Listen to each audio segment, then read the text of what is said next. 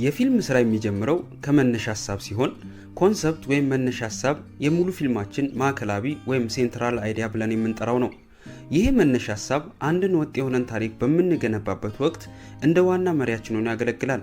ለምሳሌ ገጸ ባህሪያቶቻችንን ስንፈጥርና ስንገነባ፣ ፕሎት ወይም ሴራውን ቢልድ ስናደርግ፣ እንዲሁም የፊልማችንን ዋና መልእክት ወይም ቲም የምንለውን ቅርጽ በምናስይዝበት ወቅት በዋናነት መነሻ ሐሳብ ወሳኝ ሆኖ እናገኘዋለን። አንድ ፊልም ሰሪ ወይም ስቶሪ ቴለር ከየትኛውም የፊልም ስራ ፕሮሰስ አስቀድሞ አንድን ሰፍቶ ፊልም ሊሆን የሚችልን ሐሳብ ማግኘት ይጠበቅበታል። ምክንያቱም ይህን ሐሳብ ሳያገኝ ገጸ ባህሪያቶችን መገንባት አይችልም። ከዛም አልፎ በታሪክ ውስጥ ሊኖሩ የሚችሉ በርካታ ክንውኖችን ለማድረግ ይቸገራል። የምናመጣቸው መነሻ ሐሳቦች ስክሪፕት በምንጽፍበት ጊዜ በቀላሉ መስፋት የሚችሉና በተቻለ መጠን ደግሞ ጠንካራና ሳቢ መሆን ይኖርባቸዋል። በዓለማችን ውስጥ የተሰሩ በርካታ ፊልሞች በተለያየ አይነት ሁኔታ ታቅዶና በአጋጣሚ የተገኙ መነሻ ሐሳቦች አሏቸው። ፊልም ሰሪዎቹም በራሳቸው መንገድ በአእምሯቸው እያብሰለሰሉ እነዚህን ሐሳቦች ወደ ፊልም ይቀይሩታል። እንደ ፊልም ጸሐፊና ስቶሪ ቴለር ዓለምን የምንመለከትበት መንገድ ከሌላው ህብረተሰብ ይልቅ የተለየና በትኩረት የተሞላ መሆን አለበት። የዕለት ተዕለት የኑሮ ዘይቤያችን ወይም ላይፍ ስታይላችን ታሪኮችን ለማግኘትና ለመፍጠር የተዘጋጀ መሆን አለበት። ለምሳሌ አካባቢያችንን በምንቃኝበት ጊዜ ሐሳብ ልናገኝ እንችላለን። ምክንያቱም በዛ አካባቢያችን ውስጥ ዕለት ተዕለት በርካታ ነገሮች እንመለከታለን። እቤት ውስጥ ቤተሰቦቻችንን፣ ከውጪ ደግሞ ጎረቤቶቻችንን፣ ትምህርት ቤት፣ ቤተ ክርስቲያን፣ መስጊድ እንዲሁም ከቅርብ ጓደኞቻችን ጋር በምንገናኝበት ጊዜ ከሚሆኑትና ከሚያወሩት ነገር ውስጥ አይምሯችን እያሰላሰለ የፊልም ሐሳብን ሊያገኝ ይችላል። ሶሻል ሚዲያ፣ መጽሐፍት፣ ፊልሞች፣ የቲቪ ፕሮግራሞች እና ሌሎችም በራሳችን መንገድ መነሻ ሐሳቦችን የምናገኝባቸው መንገዶች ናቸው። ዋናው ነገር ግን በእነዚህ ሁሉ ውስጥ ለነገሮች የሚኖረን እይታና ግንኙነት ነው። ለፊልማችን የሚሆንን መነሻ ሐሳብ ካመጣን በኋላና በማስታወሻችን ካሰፈርነው በኋላ ቀጣይ ልናደርጋቸው የሚገቡ ሁለት ወሳኝ ስራዎች ይኖራሉ። የመጀመሪያው በሐሳቡ ዙሪያ ጥናት ማድረግ ሲሆን፣ ሁለተኛው ደግሞ ሪሰርች ስንሰራ የሰበሰብናቸውን መረጃዎችን ሳቢ በሆነ መልኩ መምረጥና መመጠን ነው።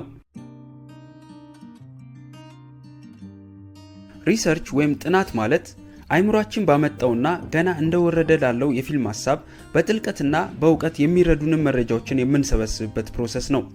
ስክሪፕት ለመጻፍ በምንነሳበት ጊዜ በእጃችን ላይ የተሟላና በጥንቃቄ የተገነባ ሐሳብ ሊኖረን ይገባል። ለዚህም መነሻ ሐሳባችንን በምንሰራው ጥናት ወይም ሪሰርች ጊዜ ወስደን ከተለያየ አቅጣጫ መገንባት ይኖርብናል።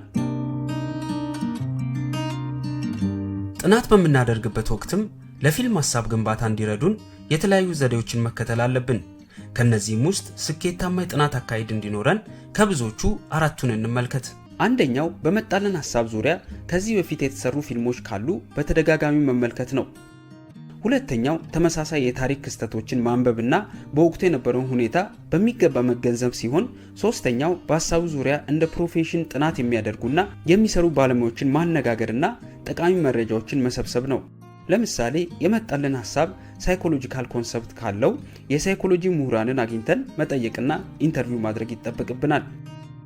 አራተኛው ደግሞ ሐሳባችንን ወደ ታሪክ ስንቀይረው አተራረኩ ማራኪና ጥሩ ፍሰት ያለው እንዲሆን አንዳንድ የፊልም ባለሙያዎችን መጠየቅና አስቀድመን ሰርተነው ከሆነ ለነሱ ማስገምገም ይኖርብናል።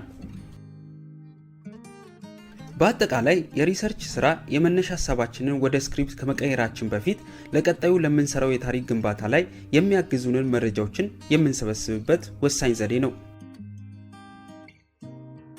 በመነሻ ሐሳብ ግንባታ ወቅት ሁለተኛውና ትልቅ ትኩረትን የሚሻው ጉዳይ በሪሰርች ስራ ጊዜ የምናገኛቸውን በርካታ መረጃዎችን ከመነሻ ሐሳባችን ጋር በምናዋህድበት ወቅት ሊፈጠር የሚችሉትን በርካታ የታሪክ ቅርጽን የመመጠንና የመወሰን ስራ ነው። ይህም ማለት በምንሰራው ሪሰርች የተነሳ መረጃዎቻችን ብዙ ይሆናሉ። ስለዚህ ታሪካችንን ቅርጽ ስናዚዝ እኛ በሚመቸንና ተወዳጅ ሊሆን የሚችልን መረጃ ብቻ መርጠን በታሪካችን ውስጥ የማካተት ስራ ነው። ለምሳሌ በሐሳቡ ዙሪያ ሄደን የምናወራቸው ባለሙያዎች የሚሰጡን መረጃ ብዙ ስለሚሆኑና እነዚህም ብዛት ያላቸውን መረጃዎችን ደግሞ 2 ሰዓት ወይም ከዛ በታች ለሆነ ፊልማችን ውስጥ ጠቅልለን ስለማንከታቸው ይሆናሉ ብለን የምናስባቸውን ብቻ በመውሰድ በሱ ዙሪያ ታሪካችንን መገንባት ይኖርብናል። ይህንን ሐሳብ በአንድ ምሳሌ ለማየት እንሞክር። ቢንያም የሚባል ወጣት አሳዛኝ በሆነ ሁኔታ ራሱን አጥፍቶ ይገኛል። ከዚህም የተነሳ ብቸኛዋ እናቱ የልጇን ሞት ስታይ በድንጋጤ ትወድቅና እሷም ትሞታለች። ይህን አሳዛኝ ታሪክ ከቆይታ በኋላ ልትሰሩ ታስቡና የቢንያምን ራሱን ማጥፋትና በዚህም ምክንያት በዛው ቀን እናቱን በድንጋጤ መሞቷን እንደ መነሻ ሐሳብ ልትወስዱ ትችላላችሁ። ታዲያ ለዚህ ሐሳብ አንዳንድ ሪሰርች ለመስራት ትወስኑና ስራ ትጀምራላችሁ። የቢንያምን ትክክለኛ የህይወት ታሪኩን ከቅርብ ዘመድ አሊያም ከሚያውቁት ሁሉ ትሰበስባላችሁ። ከዛም ትክክለኛውን መረጃ ካገኛችሁና በእናንተ እይታም ታሪኩን ከወደዳችሁት በእውነተኛ ታሪክ ላይ ተመሰረተ አድርጋችሁ ለመስራት ትዘጋጃላችሁ። ካልሆነ ግን የቢንያምን በድንገት ራሱን ማጥፋቱንና በድንጋጤ ደግሞ እናቱን መሞቷን ብቻ በመውሰድ ሌላ ታሪኩን ግን በራሳችሁ በመጨመር ወይም ፊክሽናላይዝ በማድረግ ትሰራላችሁ። ነገር ግን ከራሳችሁ የምትጨምሩት ታሪክ ቢሆንም በተለያየ መልኩ በዚህ ክስተት ዙሪያ ጥናት ወይም ሪሰርች መስራት አስፈላጊ ነው። ለምሳሌ አንድ ራሱን የሚያጠፋ ሰው ለዛ ደረጃ ሊያደርሰው የሚችል ገፊ ምክንያት ምን ሊሆን ይችላል እያላችሁ የተለያዩ ባለሙያዎችን ትጠይቃላችሁ። ለምሳሌ በስነ አእምሮ ጉዳይ ጥናት የሚያደርጉ ሳይኮሎጂስቶችን ልትጠይቁ ትችላላችሁ። ወይም ደግሞ ጉዳዩን ከመንፈሳዊ ህይወት አንጻር ለማየት ወደ ተለያዩ ሃይማኖት አገልጋዮች በመሄድ መረጃ ትሰበስባላችሁ። እንዲሁም ከማህበራዊ ሁኔታ አንጻር፣ ከኢኮኖሚና ፊሎሶፊካል እይታ አንጻር ሊኖር የሚችለውን መረጃ ሁሉ በምትፈልጉት መልኩ ትሰበስባላችሁ ማለት ነው። ሪሰርች በምትሰሩበት ጊዜ ከተለያዩ ቦታዎች የምታገኙት መረጃዎች በርካታ ይሆናሉ። ታዲያ በዚህን ወቅት ብዙ በማሰብና የተሻለውን በመምረጥ ለታሪክ ግንባታ መዘጋጀት ይኖርባችኋል። ምክንያቱም የሰበሰባችሁትን መረጃ ጠቅልላችሁ በአንድ ፊልም ውስጥ ልትከቱ አትችሉም። ይሄ በሚሆንበት ጊዜ ግን የፊልም ታሪካችሁ አሰልቺና ተወዳጅ አይሆንም። ስለዚህ ለመነሻ ሐሳባችን የምንሰራውን ሪሰርች በጥንቃቄና በእውቀት መስራት፣ ከዛም ቀጥሎ የምንሰበስበውን መረጃ በታሪክ ግንባታ ወቅት የተሻለውንና ቀልብ የሚስበውን መርጠን ለስክሪፕት ጽሑፋችን መዘጋጀት ይኖርብናል።